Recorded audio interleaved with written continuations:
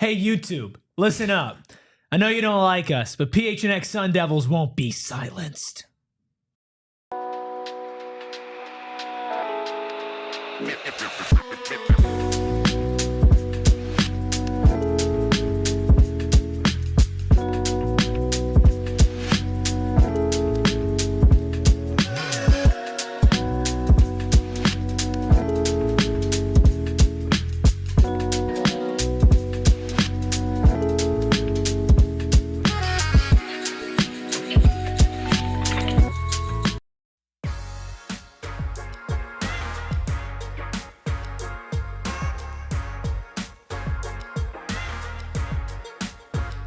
Happy Wednesday and welcome into the PHNX Sun Devils show, coming to you live from Studio K, presented by Circle K. Join Inner Circle for free by downloading that Circle K app today. Terms and conditions apply at participating locations. Visit circlek.com for details. I am Anthony Totri, joined as always by the one, the only Chicken Little himself. Of course, we have Captain Redbeard behind the Mac, making all of the magic happen. Hit that like button, hit the subscribe button, drop a 5-star review wherever you get your podcast. We got Sharon, McKay, David. We got everybody in the chat. Let's have a party. Everybody knock on wood. YouTube, hold up today. Okay, we could use you. We could use you for an hour. How does it feel to be an enemy of the state? They're trying to silence your takes on Joson, Sanon. I mean, it wouldn't be the first time I've been an enemy of the state. That's true. Yeah, we're it's just what used I to do it over here. It's what I do. You ready to talk some Arizona State? Yeah, let's talk a little Arizona State hoops without being so rudely interrupted. I know. We've got ASU. That was a fun little abbreviated show we ended up doing yesterday. I mean, we had a lot of fun. We did it. It was funny because it was like, there's nobody watching us live. I literally just turned to you. I just took the mic and just turned to you. We were just ripping. Look, we're going to get into some ASU hoops just coming off that big win over the Buffs. Can Arizona State bring that momentum back to DFA against the Wildcats on Saturday? We'll get into that. We're going to be talking Cam Skattebo opting out of the Senior Bowl. Is that the right move for his NFL draft stock? Also going to be talking about the new hire for Arizona State, recruiting and player personnel, all of that. Grab a snack, grab a drink, buckle up. We're talking Arizona State. Let's go ahead, get into the win over the Buffs last night. We talked about it for about 30 minutes. Okay. No, we actually talked about it for longer than that. We did. We did. Those are the lost tapes. Yeah, you're right. The lost tapes of the PHNX Sun Devils post-game. Exclusive video and audio. If you were there live, that's why you got to be live, right? If you were here live and you were in studio or in our chat with us, you got a good amount of talk that you're never going to get anywhere else again. And that you'll never see it again. It's deleted. It's gone from the internet. It's gone forever. But no, looking back at that game, it was, William in the chat says big win with the thinking face. And not as far as like who the opponent was, but I think circumstances. Oh, yeah. Circumstances on the road in the elevation without Jaden Quaintance, who is your best player at this point. Without probably your second best player, BJ Freeman. Because he got injured, right? You still have very little depth. And Joson Sanon also not scoring that well off the bench. Yeah. Like, to have guys like Adam Miller step up, Alston Mason step up, Sean Phillips step up. I know we said this yesterday, but it is a testament to these players because they are not being put in the best situation to succeed from a coaching standpoint and from a depth standpoint. Yeah. So when they're able to step up like this, it is impressive. Yeah, I mean, a win's a win, right? Especially in this conference, you need to add all the wins that you could possibly get when you have teams still on the schedule like Texas Tech twice, Arizona twice, Houston in there, and even games against teams like an Oklahoma State and Utah that maybe not the best teams in that conference, but they're gritty. Doesn't matter when you see them, where you see them, they're going to play you for two halves. And for Arizona State being able to get a win when you were limited, right? Like you said, you're without your best player, Jaden Quaintance. You're without BJ Freeman, who went down, only played 4 minutes, ended up sitting on the bench in street clothes in the second half of that game and still finding a way to win. Now, was it pretty? Absolutely not. But a dub's a dub. And you had to beat Colorado. You had to. You would prefer the to Bobby beat them. board was going to catch fire if Arizona State lost to Colorado last night. They didn't have to worry about it, but there are a couple things that I want to hit on moving forward for Arizona State. And one of the things that you brought up, Sean Phillips, right? It may not be the sexy topic of discussion for Arizona State fans. I promise we'll get into all the other stuff. But Sean Phillips is slowly becoming one of the best players off that Arizona State bench, a bench that is already limited because you have guys like an Austin Nunez out for the season. You don't know, what the status is of a guy like Jaden Quaintance who didn't even make the trip to Colorado, right? You hope to get him back. You're hoping to get him back. You're hoping that him not going to Colorado was a get right type of game. Absolutely. Like, hey, let's just rest you because we know that. I mean, this is a Colorado team that when they had Jaden Quaintance at home, they blew the brakes off. They did. And what was before now 2/3 of their wins in the Big 12 have come from beating Colorado. So you think we can get by without Quaintance. Yeah. Right. So it is impressive. And Sean Phillips specifically, I've been very, very negative about Everybody has. And to be honest with you, like, again, I got nothing against him personally, and I wish him the best, and I root for him every game. And I want him to do off air. I want him to do well. Frankly, for somebody his size and his position, he leaves every single game, and I'm like, okay, where did you impose your will? You're bigger than 98% of the people that you play against. Yeah. Right? And that was always the big thing, was the tools were there, the athleticism was there, but it didn't feel like the instinct was there. And it does feel like recently he's been slowly getting better with that instinct. And now that he did end up starting, 13 points from him on 5 of 7 from the field, multiple dunks, almost getting a double-double with 9 rebounds. Add 2 blocks in there as well, just playing 28 minutes. That's a really good performance from Sean Phillips, that even with Jaden Quaintance, if you're going to root your identity in defense and rebounding, that means when Sean Phillips checks in, you can't have that much of a drop-off. No, and that this past game against Colorado was a confidence game. 100%. For him. He needed to have that game coming off the bench where he was the guy. You didn't have to worry about getting taken out for a 5-star freshman. And he came in and played like a true center, like you need him to have, right? Double digits in terms of points, 13 points, nearly double-digit boards, had a couple key blocks for this team. Obviously had one foul that you'd love to not have, right at the end of that game, sending a Buff to the free throw line to try and tie it. Obviously, it didn't go in the Buffs' favor, but it was a tough foul. Big minutes. You got big minutes from Sean Phillips. And moving forward, when this team is healthy, right, knock on wood that everybody does eventually get to that status, being able to rely on a second big like Sean Phillips Jr. coming off the bench, being able to say, hey, Jaden, we don't need you to play 35, 38 minutes a game, right? We can have you comfortably at 30. We feel real confident in Sean Phillips playing those 10 minutes and providing something off the bench that Arizona State hasn't been able to consistently get, because it feels like every time that Jaden Quaintance is out there and you do pull him off for Sean Phillips, at least in previous instances, it feels like you lose offensive rebounding. You lose the defensive presence that Jaden Quaintance brings in terms of owning the paint. And then you lose recently an offensive bag, which Jaden Quaintance has developed. But now, after that performance against CU, you'd love to see a world where, hey, we get everybody back. Sean Phillips plays 10 minutes a game. He plays the way he played last night against Colorado. Jaden Quaintance is 100%. Feeling fresh, feeling frisky after what he's done over the last couple of weeks. And then I think you're set. The only other big question I still have moving forward for this team that, doesn't really have to deal with the roster in terms of development and in terms of depth is Joson Sanon.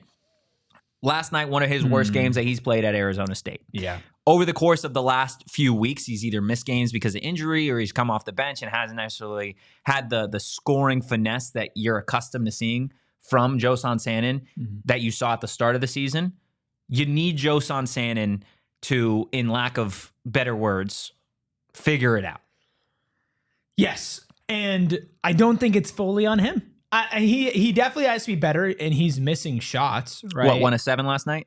Yes, last night, 1 of 7 from the field, 0 of 5 from 3. And he's taking, I'll be honest with you, he's taking bad shots. And you do have to look at him and you say, you can't take those types of bad shots. No. But why? You have to get down to the root cause. Why is he taking bad shots? There are not plays being ran for him. Yeah. There's not even when he has the ball. Like, this is literally it. This is Joson Sanon's offensive game plan. It is, and not, I think, by his choosing fully. Go out there, get the ball in your hand, ISO and take a contested shot. Fire away. And sometimes you hit it and it looks good. Now, more often than not, you're missing. There are no constant screens. There's no constant movement. There's not bringing him off of a screen. I mentioned this. I forget if it was in the Lost Tapes or in the show that actually went out there. But with Adam Miller specifically, how do you capitalize on Adam Miller scoring 17 points and carry that over against U of A? You don't go out there, roll the ball out there, and say, Adam Miller, go killer mode, right? No. No.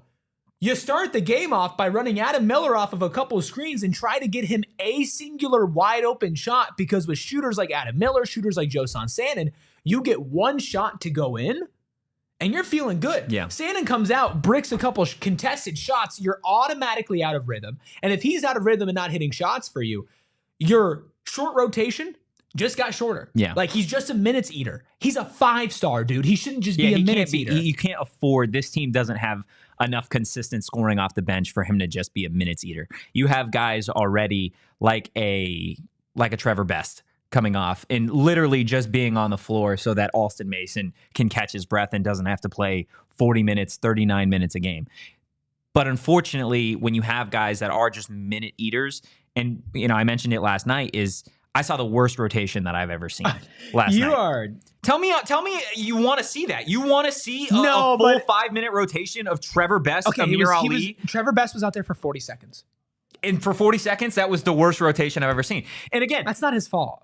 I'm not saying it's his fault. That's just where this team is right now, depth-wise, right? And I'm not even putting that on Bobby or any of the coaches, right? That's just where this team is at injury-wise with what you've got. I think you do have to look at the coaches a little bit. I think these guys are good players, right? They wouldn't be playing at a D1 level if they were bad players.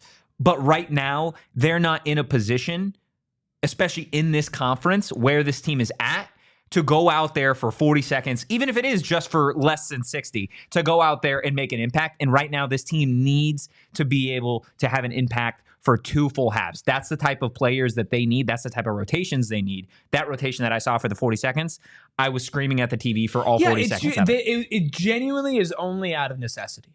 It's only out of necessity because you had to get, it was already so Alston Mason could get a sip of water. It was. Literally, that was it. Alston Mason went back, took a sip of water, came back. Great game from Alston Mason. Yeah, great game. I mean, you talk about needing 2 halves of basketball. You're playing U of A this Saturday. You are. You have to play 2 complete halves of basketball at home.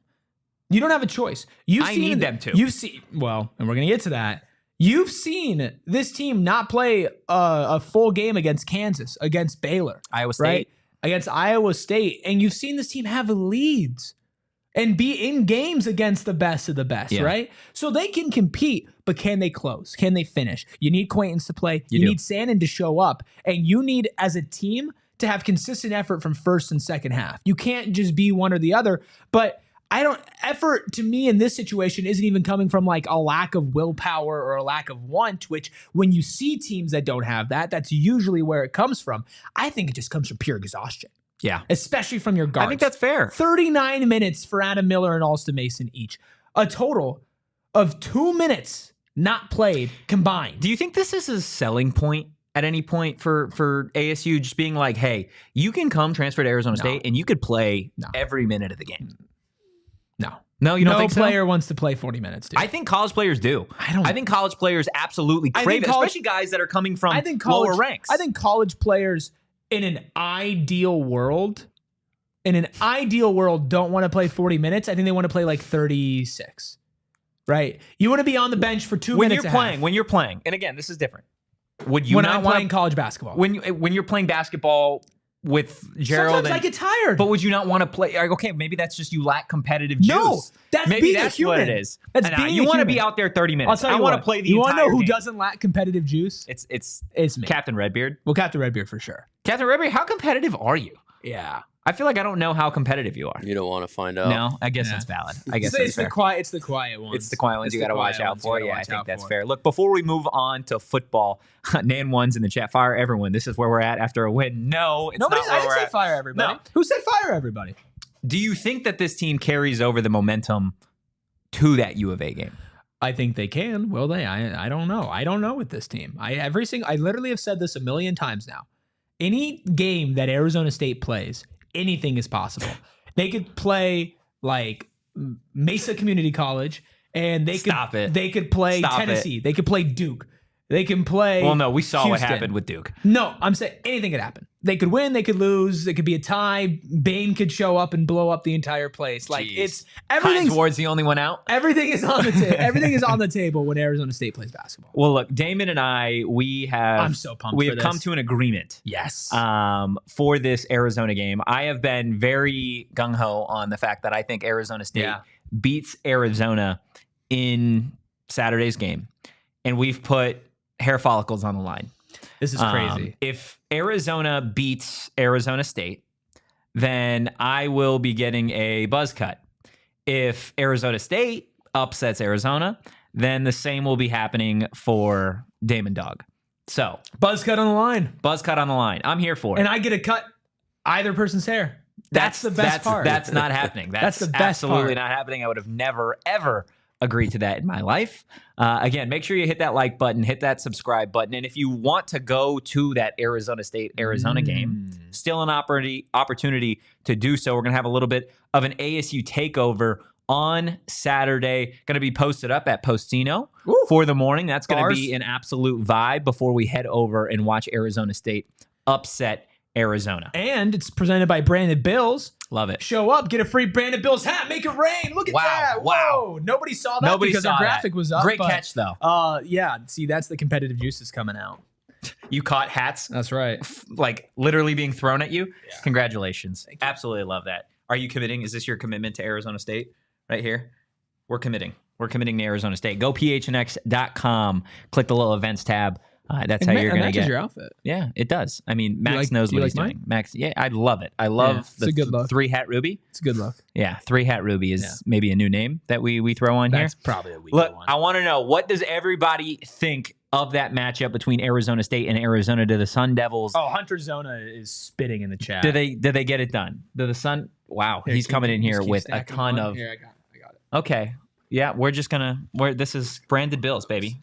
Wow, this is they're just sinking slowly. Slowly. If you're listening on audio, you genuinely do have to come and watch the live or go back after the fact to see what Max just did.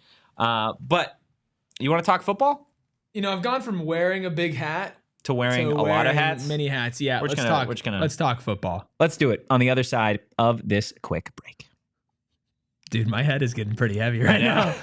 It is pretty heavy. Maybe I don't want to drive home. Maybe I just want to sit back. Listen. You can take our new friends over at Waymo. I know everybody in here follows Kenny Dillingham on Instagram. I know everybody in here is already familiar about Waymo. It is a super easy experience to get an autonomous ride-hailing service. Now, it's not driverless. There is an autonomous driver. There's not a driver in the car. So you can go in there and you can sit down in an all-electric Jaguar. I mean, have you seen them? They operate all around like my neighborhood. I do. Specifically, I know we live kind of close to each other. And I always see them, and getting in them is such a cool experience. It feels like you're stepping into the future. And especially like you know what car you're going to get into as well. An all-electric Jaguar. I mean, that just sounds good. I wish I could drive that every day. Sounds good, right? Man. And Waymo was the first company to serve fully autonomous riding with no human beings behind the wheel in 2015. 150,000 trips per week across San Francisco, Los Angeles, and Phoenix. 150K? Download the Waymo One app and ride today. Wow.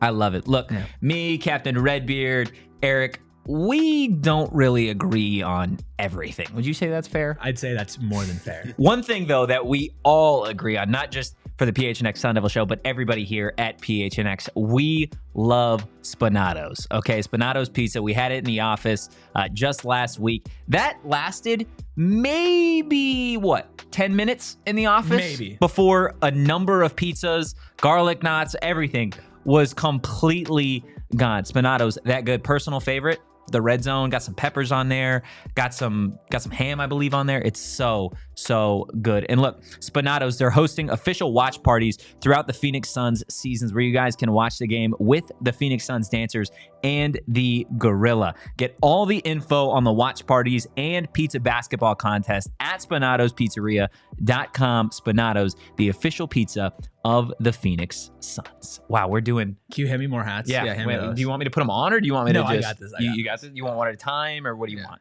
Just keep handing them. Okay. Yeah, go ahead. You go and break it down. Right there. There's we got two some right pretty there. important news to break down in a classic Erik Ruby offseason. Oh, they're falling. Oh. No. Oh. Okay. It's okay. You do that. You do that. Okay. I can't talk about offseason news without wearing large hats. Yeah, no, that's valid. Again, hit that like button. Make sure you subscribe to PHNX Sports. A lot of fun interviews with ASU football on the way. I believe we're recording like 3 interviews. It's gonna be a fun tomorrow. day We're gonna have one on tomorrow's show. Have a couple throughout next week. So we don't have a show tomorrow. Just so everyone knows. Friday. There you go. Friday. Thank you for fixing my days of the week for me. It just I need takes that somebody sometimes. to keep this show and program serious. You're right. And it's this guy wearing 75 hats. I mean, they're all Branded Bills hats, so it's valid. All of them feel comfortable. I do want to talk about Josh Omura, the new or set to be new ASU Executive Director of Player Personnel and Recruiting. Pete Thamel tweeted it out this morning, heading over from the Washington Huskies to the Arizona State Sun Devils. As far as I know, this is not official yet, but it is something that is definitely in the works and should be finalized very soon. So, who is Josh Omura? Do you know? Question. Do you know who Josh Omura is? I would love for you to inform me. Okay, Yes. so he was the director of recruiting at Washington. Okay. Also spent time the Arizona Wildcats, Hawaii, Washington State. His biggest moves, I would say up to this point, or biggest impact, came actually while he was at Arizona. Helped build that 10-win team, helped build their roster with Jed Fish as a director of recruiting. But now he is set to take over at Arizona State. Again, executive director of player personnel and recruiting. Pretty much going to be the general manager for Arizona State football, for the Arizona State football program. It's something that you're starting to see in college football, college athletics a little bit more now that the transfer portal does what it does. NIL is obviously in full swing, ever changing. And you do need to have kind of a general manager to help build those rosters out and really maximize your NIL capital that you have in terms of trying to get, a team back to the college football playoff if you're Arizona State. And Arizona State's going to be in a way better spot with NIL going forward than they had been going into this past season. Of course, that's what happens when you have a magical season, not just in football, but you think about a deep March Madness run and what that does for a program too.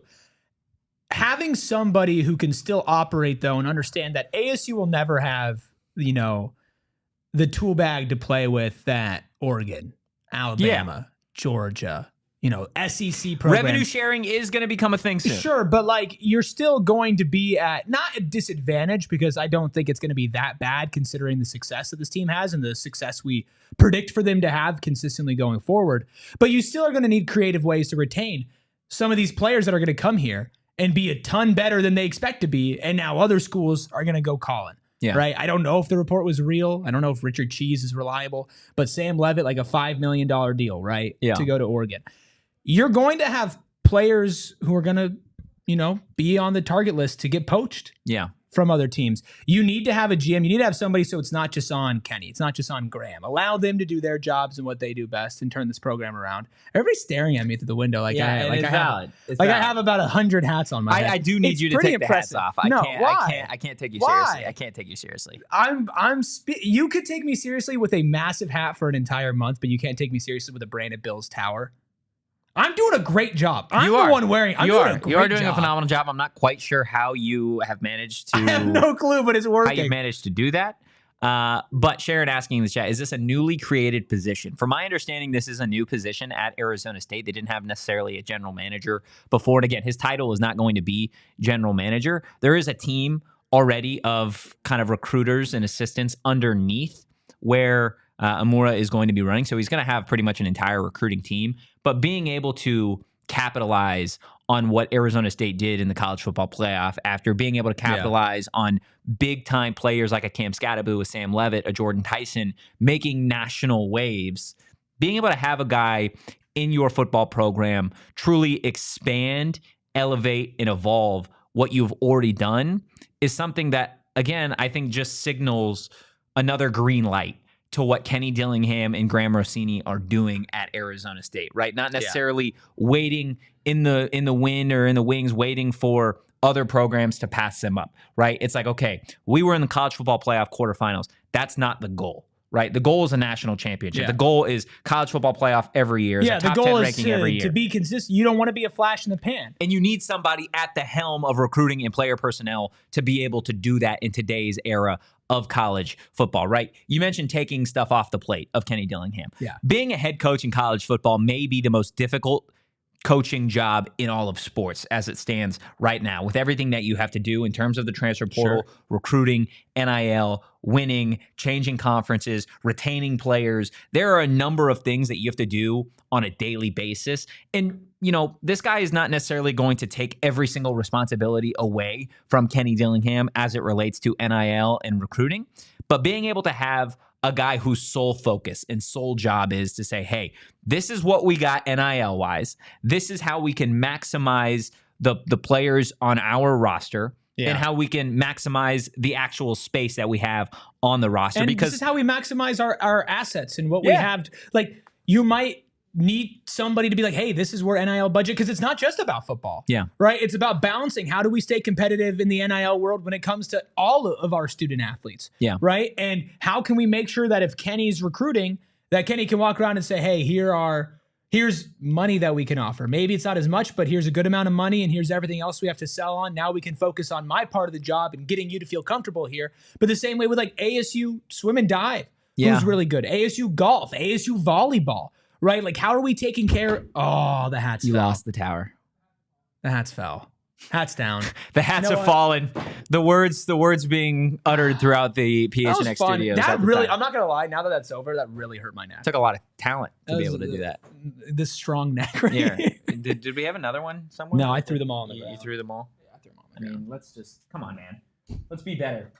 Let's be better. No. Okay? That's all I asked. No. That's all I asked. But I think, again, to get back to the conversation, I think in terms of back to the serious conversation, in terms of today's era of college sports, and again, the revenue sharing thing is going to be huge in college football, college sports in general, over the course of the next couple of years. So to be able to have somebody in advance at that position, you see it all across college sports, right? Other major programs, they've got their general manager. They have a legit general manager whose sole focus is to do what pretty much NFL GMs do, right? Say, hey, we got this amount of money. Yeah. We're going to help build this roster, and this is what you got. Now, with the fact that you're going to see the walk-on position kind of be eliminated, right? You're going from 85 to as many as 105 players on rosters because of the elimination of walk-ons. That starts this summer. Like, you are going to have to maximize every single position, and you're going to have to maximize every single dollar that you have in your NIL collective, in revenue sharing, in all of the things to make sure that, hey, when it is time for Sam Levitt to leave at the end of probably this season, I would imagine he's going to go pro after this season. When Jordan Tyson goes pro after this season, we got to have guys that we have already targeted, that we've already invested in, that we've recruited, that we can say and we can point to and be like, hey, this is our guy. And Kenny and that staff can go do their part of the job, go do their part of recruiting and say, hey, this is what we're going to offer. This is how we see you fitting at Arizona State. And again, having somebody whose sole focus is to do that, I can't stress enough the importance of that. You can be two things when something is changing, like when the world around you is changing. You could be proactive or you could be reactive. Yeah. Right? And Arizona State 3-4 years ago, with the way that everything was being led, their mindset on athletics and investment in that realm, they would have been reactive. I don't even know if reactive was the word. They were barely stagnant. They wouldn't even be stagnant, right? Think about where we're sitting now, where what Josh Omura is going to be doing will become a very widely accepted and popular role among all college athletic departments. Correct. And Arizona State is not the first to get something like this, but they certainly are not in the middle and not in last. Yeah. Right? They are one of the schools. Which is huge. They are one of the schools ahead, and that's why it was so important when a year ago we were talking about who's going to be the next athletic director, and eventually it being Graham Rossini, which was by far and away the correct move.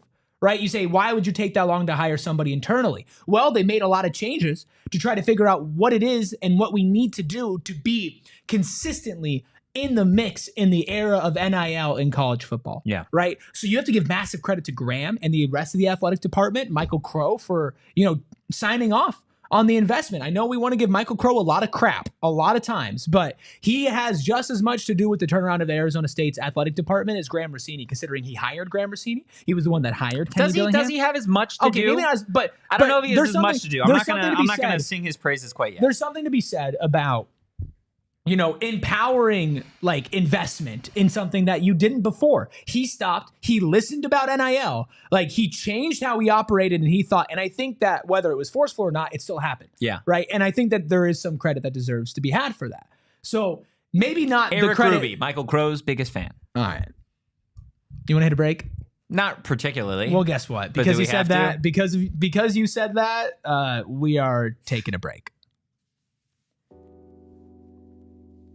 You just know how to make me mad. I do.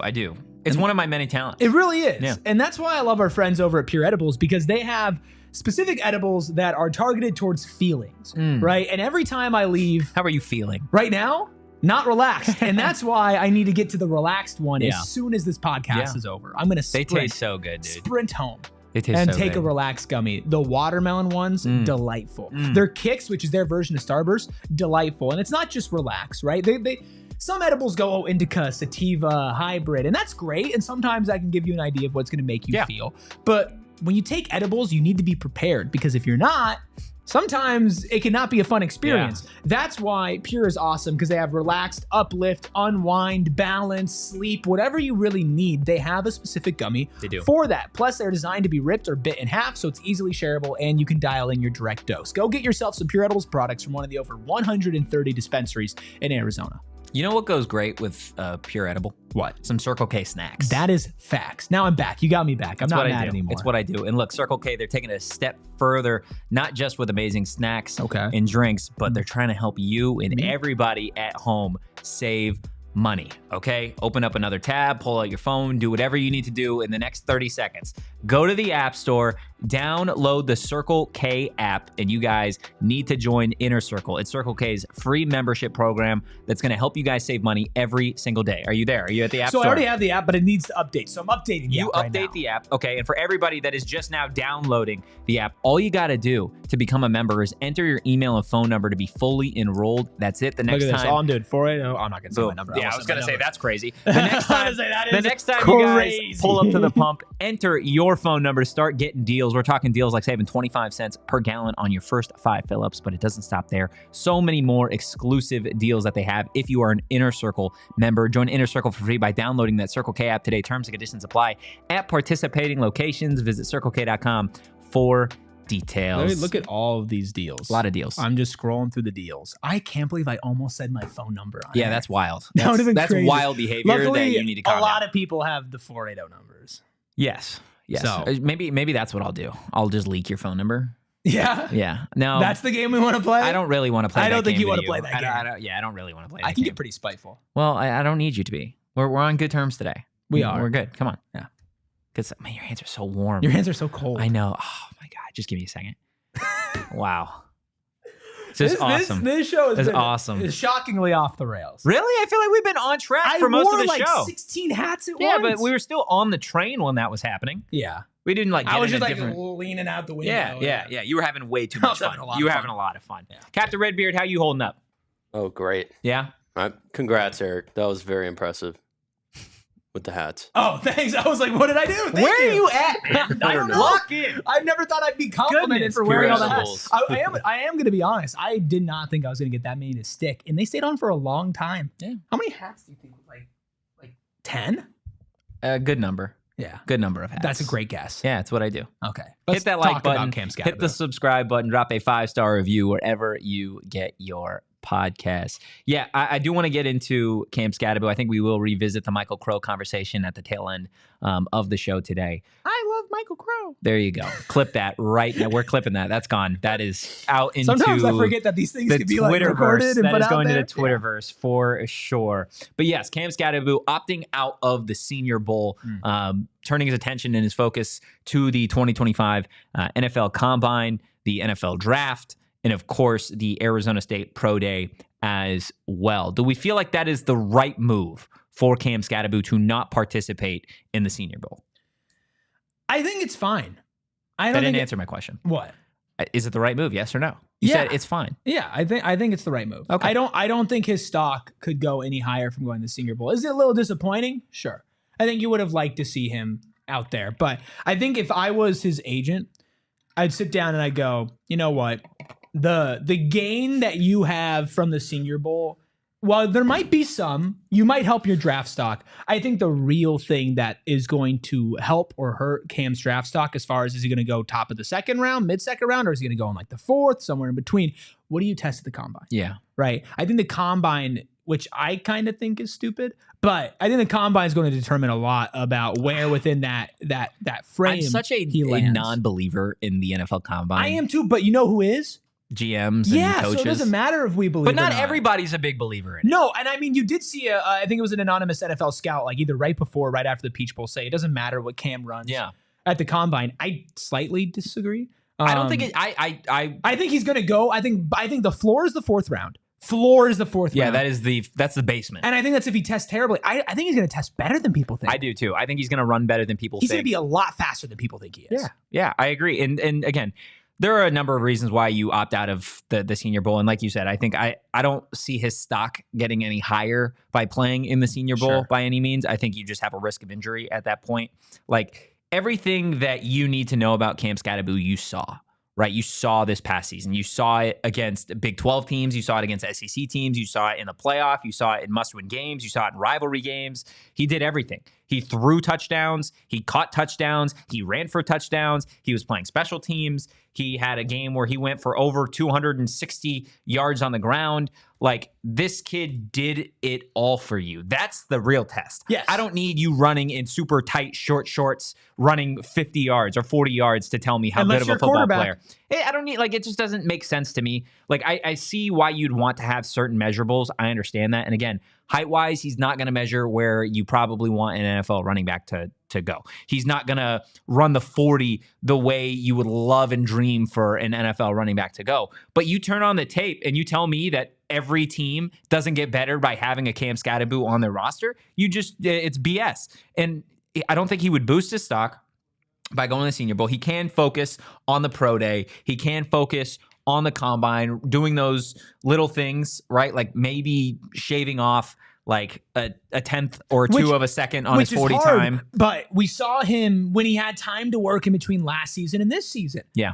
He got smaller, he got faster, and he didn't lose anything else, right? So he has shown that he is willing to put the work in and change either his body or his, like, you know, his physicals. Yeah. Like, okay, I'm going to go from being a big bruising back who has some speed to, like, I'm going to focus on a little bit more speed. House of Heat Sports says Skattebo, I heard, is moving to fullback and getting drafted to the Niners.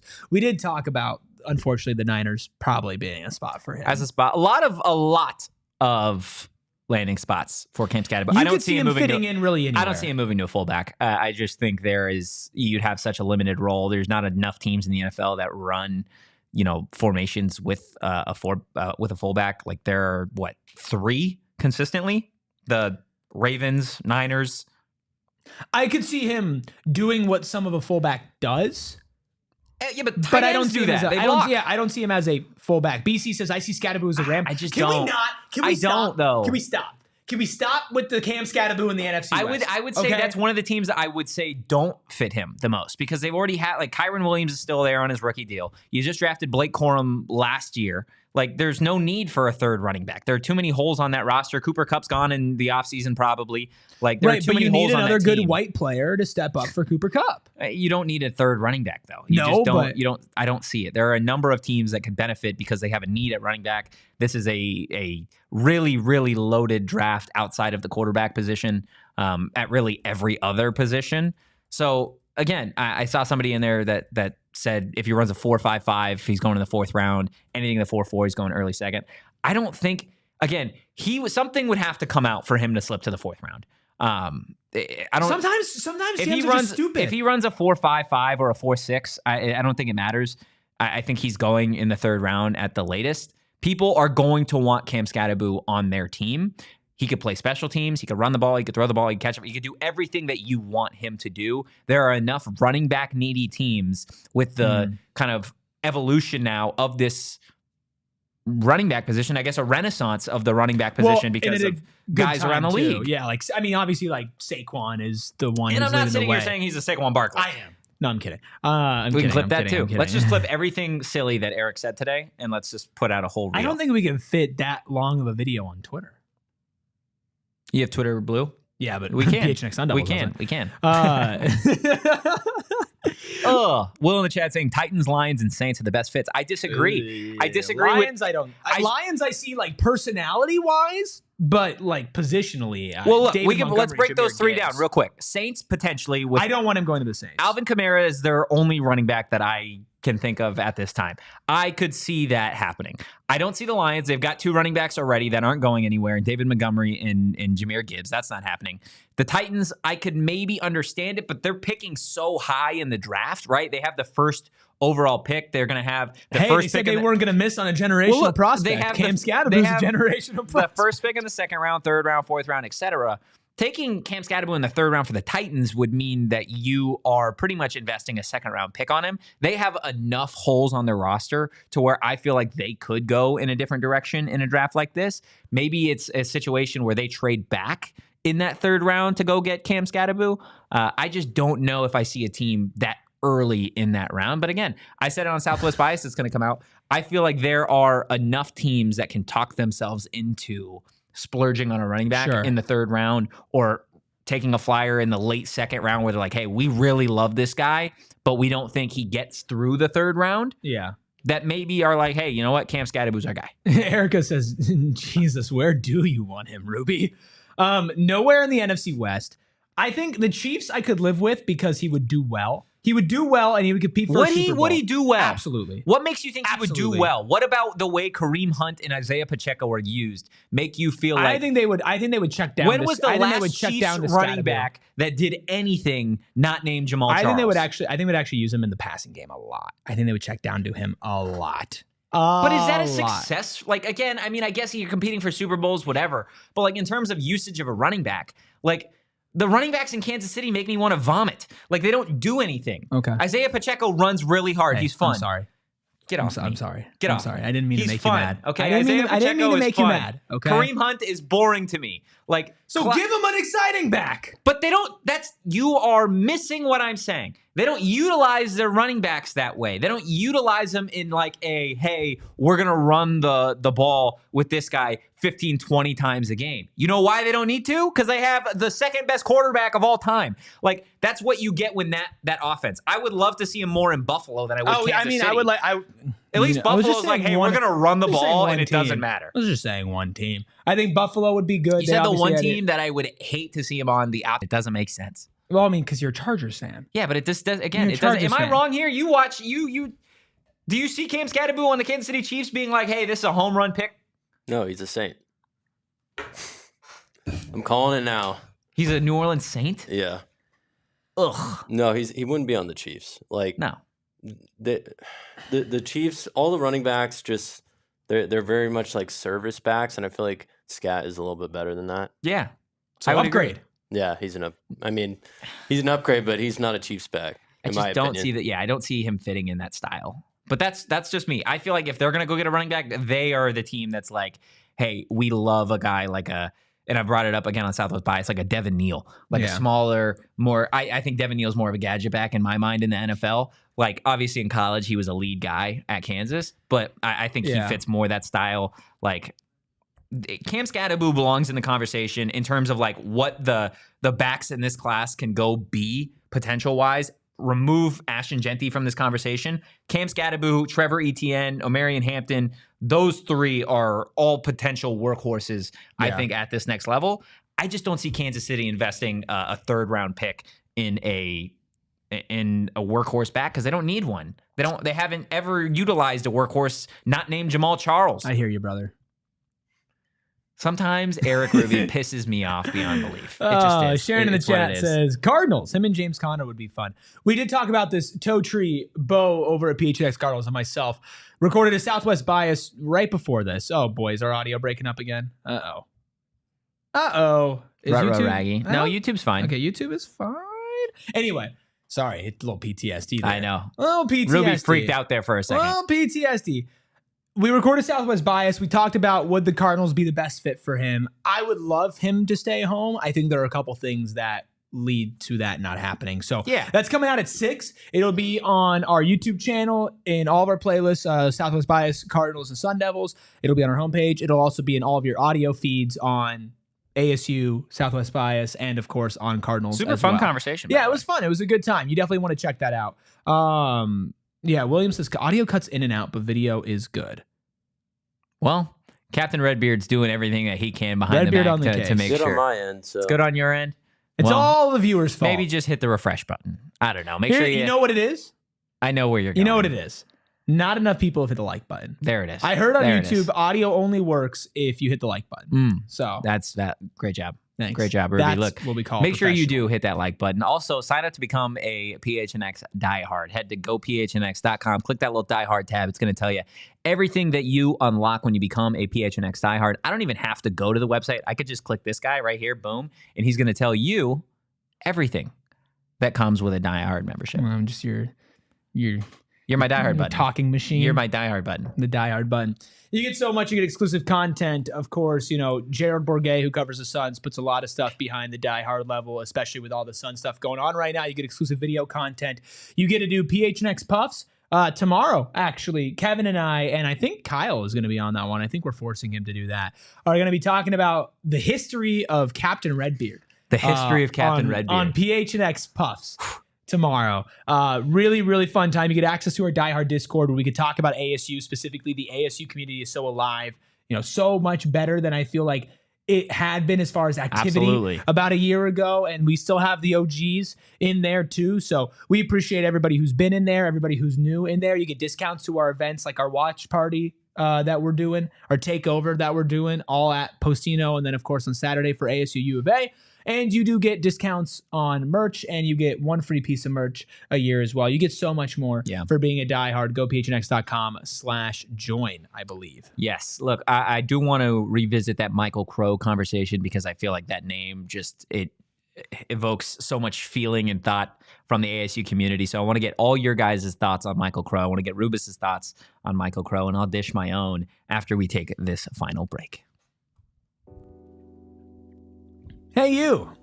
I'm trying to sell your house. Well, if you are, write down this number, 480-776-5231. Of course, as you know by now, that is the number to the Carol Royce real estate team that's family-owned, locally operated through 3 generations of family members in the Valley of the Sun. An unbeatable track record, over 12,000 homes sold.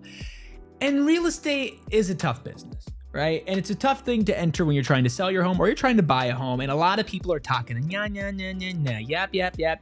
But you know what? Carol doesn't just tell you it's the right choice. No. She tells you it's the guaranteed choice. You can rest easy knowing you're making the guaranteed choice. Your home sold for 100% of the market value.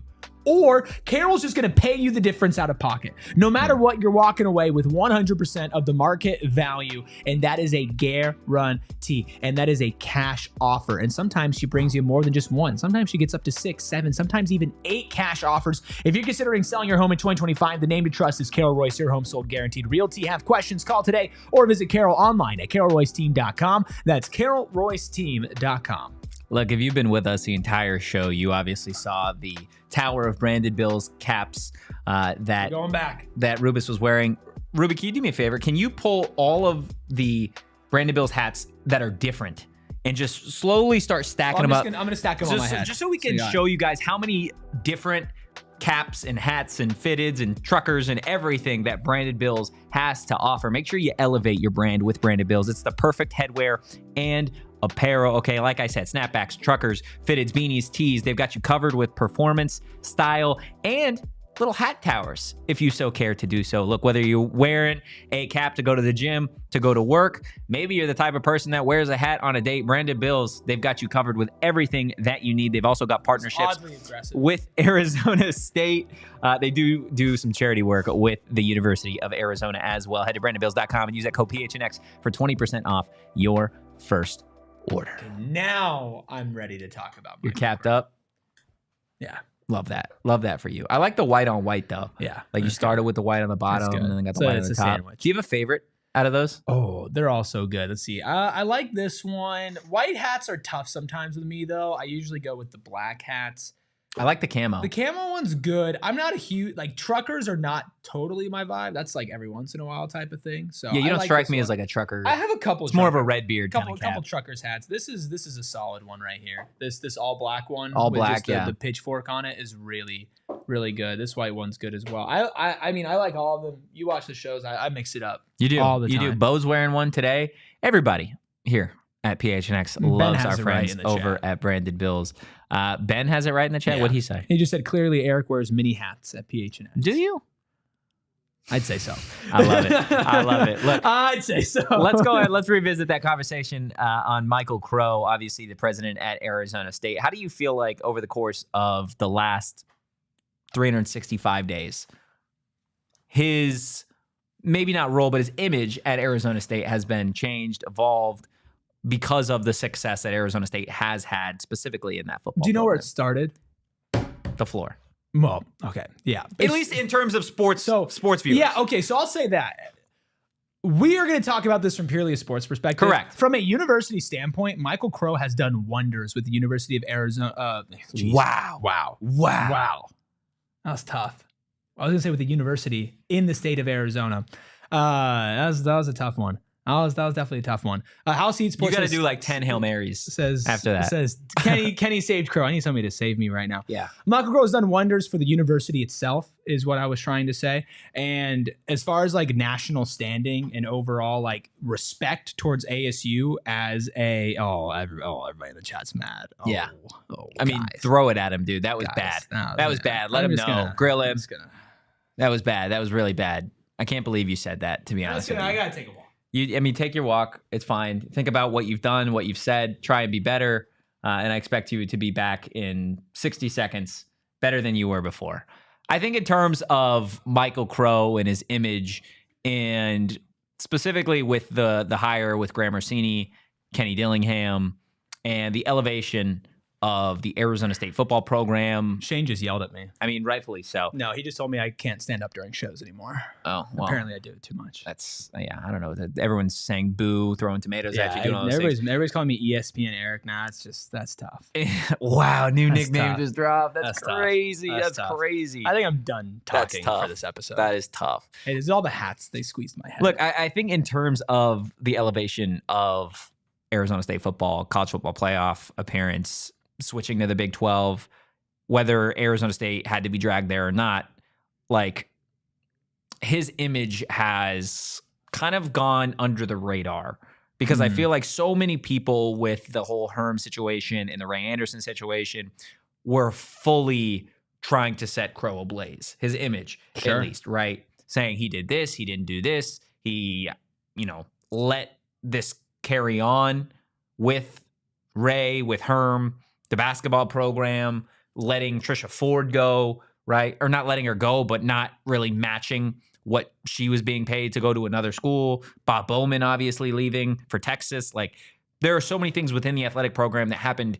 unfortunate at one specific time where you're like, oh, Michael Crow has to take a little bit of the blame here. I think he did not take athletics seriously as a revenue builder and earner for this school. Correct.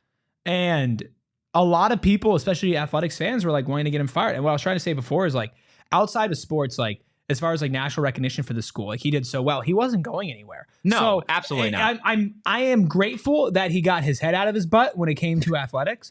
And I think it was the Graham Rossini pseudo press conference at Sun Devil Stadium where Crow and Rossini both spoke. And Crow literally mentioned NIL and direct for like the first time you ever heard him mention it. Yeah. And so for me, it started with hiring Kenny and not getting Dion, right? That's like like we're a serious That program. started that for you. That's just the start Were of you like Team Dion? No. The start of like, hey, this is good. Oh, okay. Like you're starting to build it the right way, right? Was getting Kenny. Then you go and you get Graham and you talk about NIL. And now in the span of a year, the people that you've empowered, the people that you signed the checks for are helping turn this around. He doesn't deserve credit for their decisions, but he deserves credit for making the decision that got them there. How much credit do we give Crow for Kenny when Ray made that hire? Because that was Ray's last hire. At least a major hire. He's the one that brought in Kenny Dillingham. I think you still give Crow credit. But I don't think you give him as much credit. I think you have to give Ray credit, but he's not around. So I'm gonna go to the class that he's teaching and give him I don't credit? think he's teaching it anymore. No, he's just getting paid. I thought it was just a 1-year thing. Yeah, I could be just wrong. getting I could paid. be What a gig. absolutely wrong. I wish I was so bad at my job that they fired me, told me to do something else for a year, paid me my entire salary, and then I just completely disappeared from the public eye. Yeah, I was a teacher at Arizona State. I didn't make half of what Ray was getting. Ray was getting like a milli or two for one class. It's unbelievable, man. I taught 2 classes, didn't get $2 million. That's Got $1 million. yeah. They left me with just $1 million. But maybe it's because I talk so much crap about Michael Crow that I didn't get, a heftier deal with Arizona State. Sure. Maybe I should just totally So this is personal. I mean, at this point, yeah. Okay, Yeah, fair enough. it's personal. I mean, Michael Crow, open invitation, obviously, to the podcast at any point. I feel like Michael Crow is one of the only major guests that we have not been able to land here. I don't think at he's ever Arizona coming on this State. show. We've landed everybody else. Like, literally. We got Ray. We got Todd Graham. We didn't have Herm on, which I feel like is... Fine. Yeah. I don't think anybody wants... Could you imagine if we got Herm on? Like now? What would be the first question that you asked Herm Edwards? Pretend that I'm Herm Edwards. Pretend that you're Herm Edwards. Why? Why? That would be my question. It's just an open-ended why. And I feel like it would be valid That'd be so funny. to get Herm Edwards on the show. Hey, welcome into the show. Herm Edwards, former Arizona State head coach, former player for the Eagles. Jaden Daniels, connoisseur. Yeah, or when he said that he, made a super hard push recruiting Brock Purdy and never did any such thing at all. Just totally lied out of his mouth. Just ridiculous. Hey, at least he got up early. Unbelievable. Will in the chat saying, also, let's not forget that Crow was the guy who hired and endorsed Larry Scott the entire time. The Pac-12, all that stuff, man. Like the last half decade of Arizona State was before Kenny. So bleak. So bad. There was like that 3-4 year span where it was just nothing but doom and gloom. And like the best things that you could point to, it felt like they didn't even last a full year, right? Like Arizona State softball had a magical run in the postseason. Obviously, they lose their head coach, lose a bunch of players to the transfer portal, lose, I believe, the Pac-12 Freshman of the Year in Sydney Sanders. She transferred, I believe, to Oklahoma. Like, you lost so much there. You lost Bob Bowman coming off a natty, right, to Texas. Herm and Ray, they've got the investigation going on. Jane Daniels, he leaves to LSU. You have the whole locker room video. You got Ray going in the, yelling matches with fans at DFA about how they don't need him around. Like, I forgot about just that. So much negativity around the university that it was such a bad look for everybody for Arizona State. There was a point in time for that 3-year span where you could talk Arizona State and not a single thing in reality was positive. Golf. That's what you had. Triathlon. And now you got a lot. And now I feel like there's so much more, like it's such a brighter future. Hockey, football. I mean, basketball is in a tough spot right now, but you see a path if they can, coach. Baseball is going to be on the up and up. You know that Graham Rossini is going to be very heavily involved with baseball. Obviously, golf, triathlon, volleyball. I believe we have an ASU baseball story hitting the website here in maybe a couple days. That's big time. Volleyball has been great. I mean, hockey is such a fun addition to everything in the past couple of years. Yeah, ASU is in a really good spot athletics wise, right? And I think as football continues to gain more national recognition, there is going to be some trickle down money from how much is being earned that's going to be able to be invested in our track and field, in hockey, in golf, in volleyball, in wrestling, right? In all of these sports. And I also think that there's a chance that this school can be a women's basketball powerhouse. Obviously, the post Charlie conference again. The post Charlie Turner Thorne era has been a little thorny, to say the least. But I still think that program can get back there. So there's a lot of potential with Arizona State athletics, and it is exciting. I agree. Look, before we get out of here, I want to put you on the spot. Oh God. We talked at the start of the show. Damon and I are putting something on the line for this game. Tune into PHNX Puffs tomorrow. Oh my gosh, you're gonna make everybody wait for that, but that's only diehards, not everybody. Be a diehard. We'll decide it. Well, will you put something on the line? If there is a bet,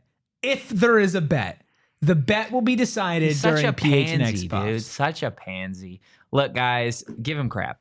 Just give him crap. Bring it. Hit that like button. Hit the subscribe button on your way out. If you made it all the way through on audio, we really do appreciate everybody taking time out of their day, whether you listen in the morning or whether you are on your way home from work.